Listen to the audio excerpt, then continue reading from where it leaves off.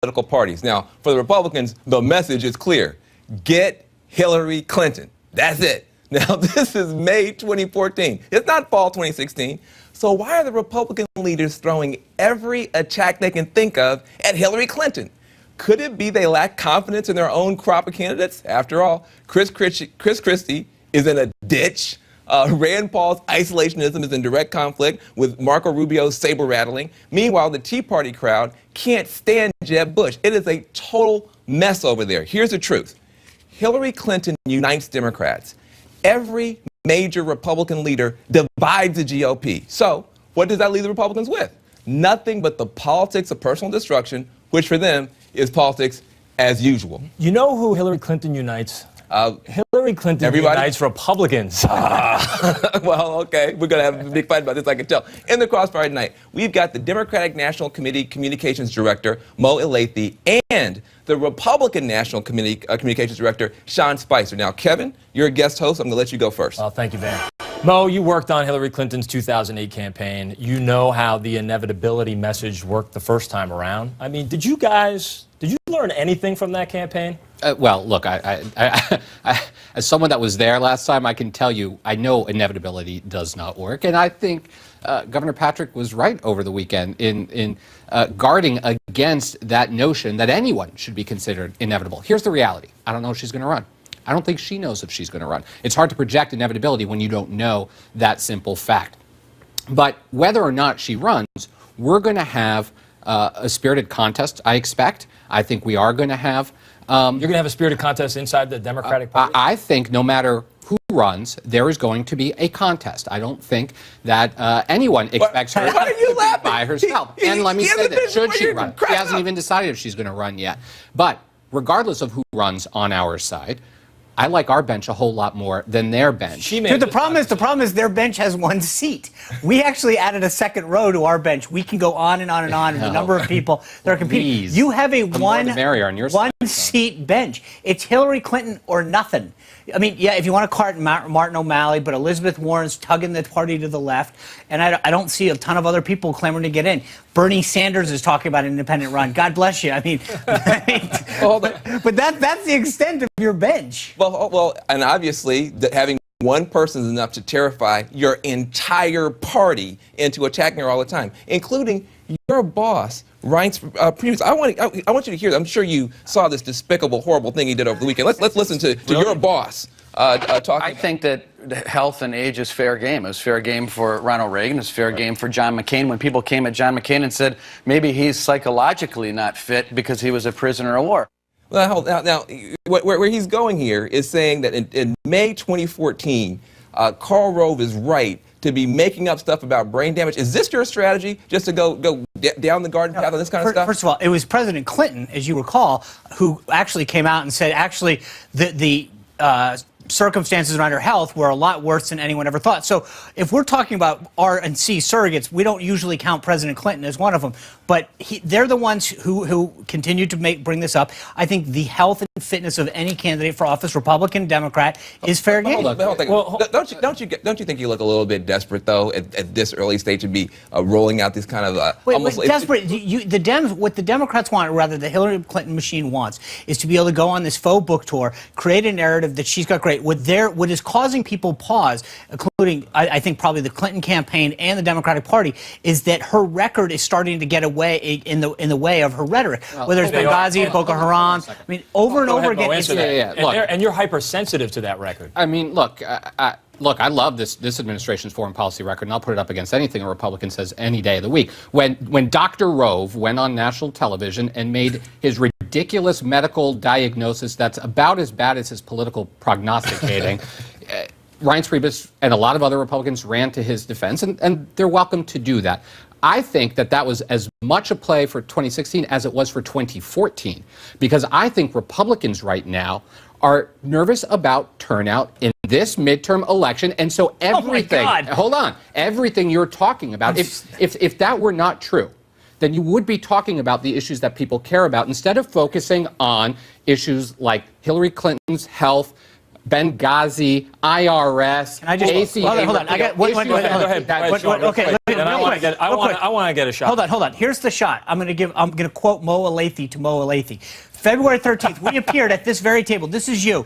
I will put my money on the table. The Democrats pick up seats in the House, that we hold the Senate, and we pick up governorships. My money is still on that table. Okay, I will bet anything that you want on that. I will bet you 1 week of wearing a Republican tie to wearing one week of you can't do that. You will lose seats. If it weren't so hideous, I would take you up on that. It's not my color. You will lose seats in the House. I thought you guys had a no tie rule. Real quick, Mo. This is a crucial time in Barack Obama's presidency right now, these last 6 months heading into towards this midterm. The fact that we're talking about Hillary Clinton is a problem for President Obama's White House right now. He can't break through on any of the conversation that he believes is probably crucial to moving his agenda. Well, what does that say about his presidency right now? Oh, I think it says more about the Republican Party that Mo, let me for a second. Democrats, from Elizabeth Warren to Tim Kaine, are more excited about talking about Hillary Clinton than they are President Obama. It's a problem for your party. Look, I don't think that's true at all. I think the president's out there every day talking about an economic agenda to help grow the middle class and move our country forward. Democrats are there standing arm in arm with him in the Congress trying to pass that agenda. Time after time, when the bills come forward, the Republicans block them, whether it's anything from immigration reform or raising the minimum wage. The Republicans are not honest brokers in this dialogue, and they're focused but every on one the of them's things. running from them. Honestly, I really do believe your party, as well as the public, has begun to tune the president out. Why is it, Kevin, that when you guys have 1,000 voices, it's a great thing. We have 2 voices and we can't somehow handle that. It doesn't make any sense to me. I want to ask you a question. When you think about Hillary Clinton, you guys are saying, have we learned anything? Have we learned anything? The voters in Iowa who didn't like her very much, Washington Post went to Iowa and talked to Democrats who were against Hillary Clinton. Let me tell you the kind of stuff they're saying about Hillary Clinton. They say she's seasoned, capable, smart, decisive, and amazing. Those are the words that are coming up. Can you name one Republican that Iowa voters feel that way about, with that kind of list that we could put up? One Republican. Absolutely. Chris Christie. Chris Christie in the ditch? Can I... You asked for it. I'm going to give you the answer.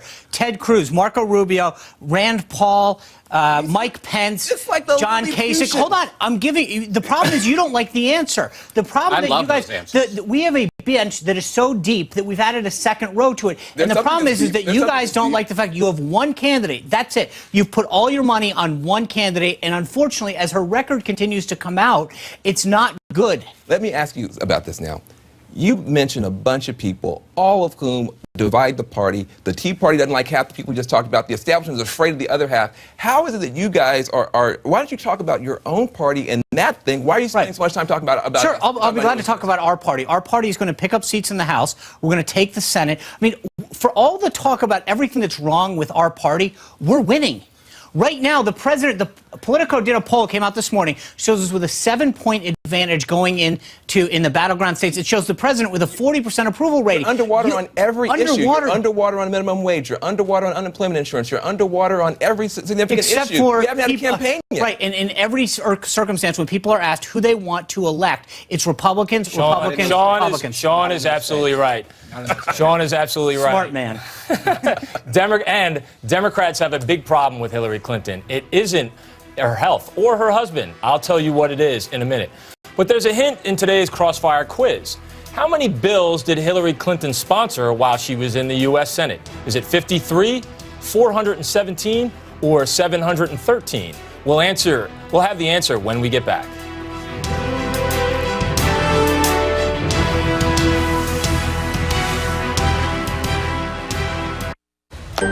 Predicting the future. Welcome back. Here's the answer to today's Crossfire quiz. According to Congress.gov, Hillary Clinton sponsored 713 bills as a U.S. Senator, but only 3 of them became law. So my Democratic friends are mistaking Hillary Clinton's name recognition for her record. Of course, everyone knows who she is, but can you name anything she's accomplished? She spent 8 years in the White House, 8 years in the Senate, and 4 at the State Department without one signature accomplishment. But you'll find plenty of questions. Hillary Care, Benghazi, Russia, and now Nigeria. Couple all of that with her lack of a record, and it adds up to big trouble for the Democrats. In the Crossfire tonight, the top communications men from both political parties. Mo, this is not just me. This is not just Sean saying this. Jen Psaki, who's the State Department spokesperson, when she was asked for one signature accomplishment of Hillary Clinton while she was Secretary of State, she couldn't come up with any answers. Knowing that, what's the bumper sticker for a Hillary Clinton campaign in 2016? Well, I'm not in the bumper sticker design business, but let me tell you, as Secretary of State in the Obama administration, I'm very excited to any day, whether it's in the context of a presidential campaign or not, talk about this president, this administration's foreign policy record, and compare it to the foreign policy record of his predecessor or of those who want to succeed him on the Republican side. When we look at the fact that this administration had worked to bring tougher sanctions on Iran, when this administration worked to bring a ceasefire to violence in between the Israelis and the Palestinians, when this administration negotiated a new START treaty, those are all real things. Take for example to hang Iran. your hat on. Hillary Clinton's State Department was, and if you talk, this is from both sides of the conversation up on Capitol Hill, will tell you that the State Department was an obstacle on some of those sanctions on Iran. No, I don't think that's true at all. I think Hillary Clinton was part of this process from the beginning. I think she has been a partner with this White House from Sean, the jump beginning. in here. Okay, then she owns the Russian reset that was a failure. She owns the failure in Syria.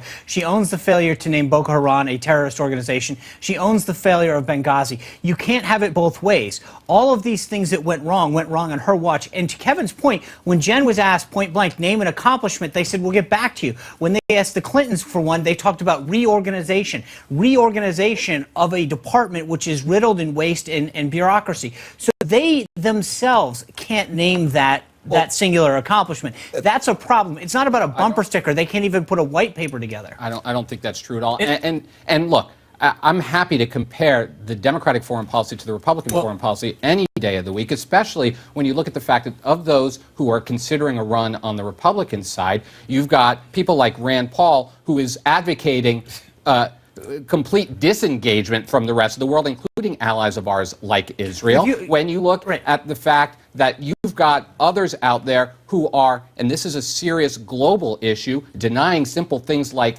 climate change. These are global issues. And you guys have a problem, and it's not just the overseas stuff, the foreign policy stuff. You have a problem with domestic policy. You guys have a guy that's your establishment candidate, Tom Tillis, in North Carolina, who just came out and said he wants to abolish the minimum wage. How are you going to deal with a Republican Party that's been pulled so far to the right that now your establishment candidates don't want to have a minimum wage in America? Is that popular? Can I ask a question? Popular? If we're so wrong on issues, how come we're so right in winning? We haven't had a campaign yet, and you actually haven't won. All of your candidates. Kay Hagan is running away from the president. Mark Pryor's running from the president. Exactly right. Bigich is running from the president. Landry, they're running ads against their own party because they don't want anything to do with you guys. And that's a good point. And I want to go back to a point here too. I mean, the president's approval rating is in the low 40s for a reason. How does Hillary Clinton, in even a potential 2016 campaign, not run? How does she escape the idea that this is going to be a third term for a president whose approval ratings are in the 40s? Well, the president's approval ratings are much higher than the Republican Party's approval ratings. So let's start every there. day. I mean, that's the first. Every day. Now, We're not running against but we're the going to Republican win Party in 2014. But you're not running for anything either. Right? And this is the problem that I think your party is going to have in 2014 and in 2016. I can't name a single thing that a Republican candidate running in 2014... Then why are you losing so badly? We haven't had a campaign yet. Let's go state by state, and I defy you to show me the path to the majority. Do you think that you will actually net pick up seats in the House? I think we're going to do very well in this House and possibly pick up seats. I think we are going to hold the Senate, and I think there are going to be more Democratic governors at the end of the night than there were at the beginning of the night this November. You guys want to prosecute this thing. You are one of the top guys in your party. I have got to ask you real questions about your party and what you love to call diversity. It looks like complete and total disarray. You actually have people running for office now, running for the Senate in Georgia, saying when they get elected, they're going to turn on Mitch McConnell, your leader. Do you support Mitch McConnell remaining the leader in the Senate? Yes or no? Absolutely. If Mitch McConnell, of course. Well, first of all, no one's asking my opinion. If Mitch McConnell is reelected in his race, then it is up to the Republican senators to choose their leader. I don't see any reason why Mitch McConnell wouldn't be, but I don't think anyone's looking at me to ask how. But don't you think it's somewhat bizarre that you think your party is prepared to govern, and you got people who, you talk about people running against Obama, you got people running against Mitch McConnell in your own party. Do you think it was odd the fact that you guys kicked Joe Lieberman out of a party and Ned Lamont there are things that happen when you don't have the White House. Right now, your party's getting dragged left by Elizabeth Warren. I think that's a little odd that a woman's been in office for like 18 months is pulling the entire Democratic Party to the left. I think the entire country is concerned about income inequality. Elizabeth Warren is a huge champion for that. You guys apparently think income inequality is not that big a deal.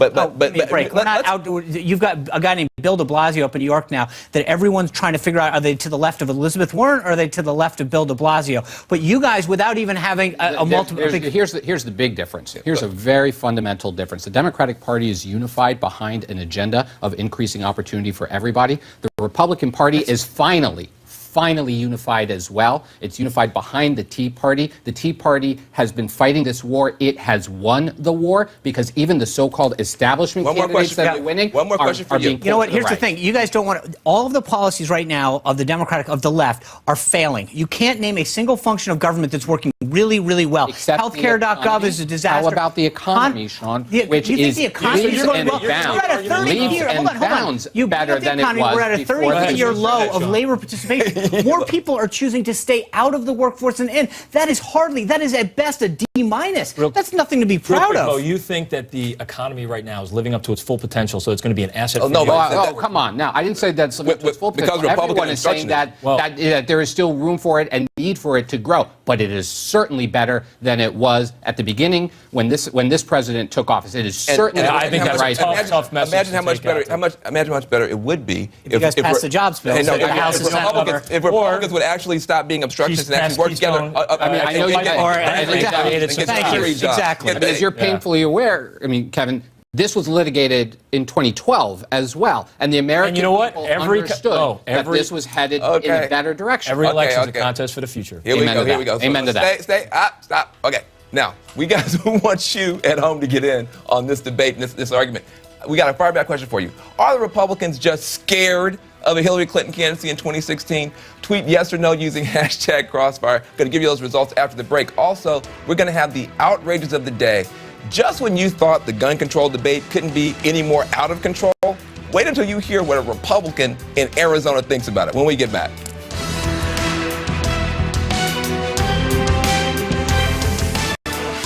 Outrages of the day. Now, here's mine. Regardless of where you stand on the issue of gun control or gun safety, we can all agree that politicizing mass shootings is bad, right? Well, a Republican candidate for Congress in Arizona apparently didn't think so. During a debate on Saturday, Gary Keeney said 99% of all mass shootings are, quote, Democrats pulling out their guns and shooting people. I'm not joking. That actually happened. So, look, fortunately, Keeney issued an apology today. He says he's since learned his information was inaccurate and incorrect, which begs the question, where was he getting the information from in the first place? Now, just so everybody in America knows this, the vast majority of mass shooters in the country are deeply troubled, they're mentally unstable, but they don't have any political affiliation. And 99% of Americans actually know that. Here's my outrage. The 9/11 museum that opened last week in New York is designed to be an educational and historical institution, honoring the victims of those horrific attacks. The New York Times called it emotionally overwhelming. But the museum has fallen short of standards in one area. It has a gift shop, a 9/11 gift shop. It sells trinkets like caps, T-shirts, and mouse pads. There are also earrings, keychains, and even dog vests. According to the New York Post, the mother of a young woman who was lost in the towers on 9/11 described the gift shop as, quote, crass and insensitive. She was being polite. The victim of those attacks deserve a memorial that pays tribute with silence and remembrance, not merchandise. Yeah, you got no argument from me on that one, so thanks. Now listen, let's check on our fireback results. We asked the question, are Republicans just scared of a Hillary Clinton candidacy in 2016? Right now, 72% of you say yes, 28% say no. Now, what do you think of those results? Are you scared? scared? No, I'm not I scared. think you're scared. I don't scare very easily, and I don't think any of Neither our does party. Hillary Do Clinton. I look scared? Like a guy who's We're not scared. No. Well, America thinks you're scared. No. Hillary Clinton's not easily scared. What do you think about these results? Well, I think they couldn't be more thrilled because they want to talk about anything but their own agenda in 2014. So this gives them something else to focus on. So have at it. It's going to be a long 2 years. I want to end on a bipartisan note. These are our Bush socks. Everybody at the table gets a pair. You have I become. couldn't come without fairing gifts. what, you are I want you guys to wear them with pride. You are the cannot swag king. I know. I cannot Terrible. wait. No, see, Better- listen, at least better than the I think, ties. first of all, Come on. I think you just proved Mo's point. You'd rather talk about anything, including Oh, come on. than your record. We want you to get on the bandwagon early. We need. Mo, what happens to the president's approval ratings if he starts wearing these? I think anybody. I think President. We'll send President Obama a pair. Okay. Look, I want to thank Mo and Lathy and also Sean Spicer. The debate will continue online at CNN.com.